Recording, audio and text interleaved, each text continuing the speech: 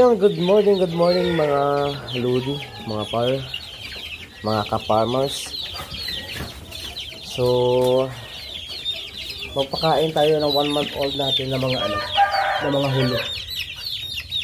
Bali mayroon dito mga 6 siguro. Yan, yung maliliit na yan.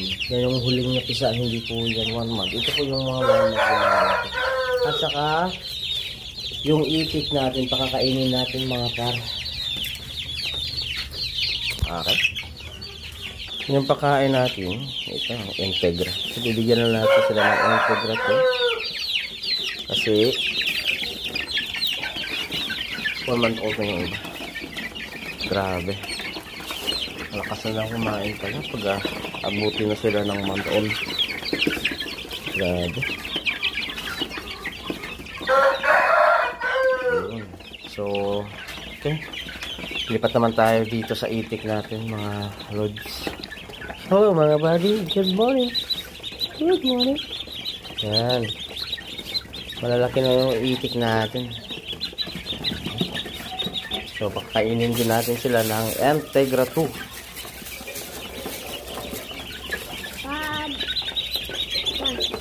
Okay. Yan. Water din on. Okay, lagyan natin ng yan ang water. Okay. Mo,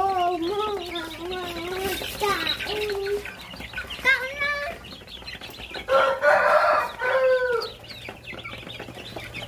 Yan. Nakukumpulan sila dyan.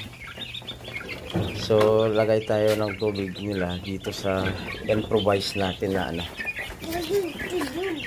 improvise na lagayan natin ng tubig. Okay, so yun mga ka-farmers, naglagay na tayo ng tubig para sa kanila.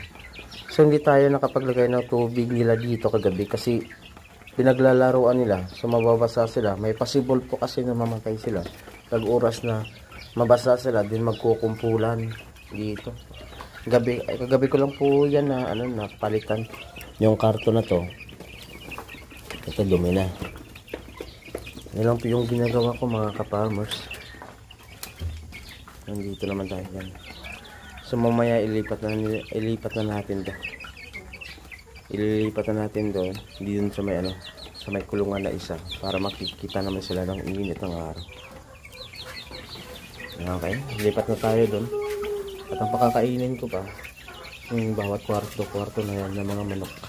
Okay mga lods, good morning. Ingat po kayo lagi. God bless us all.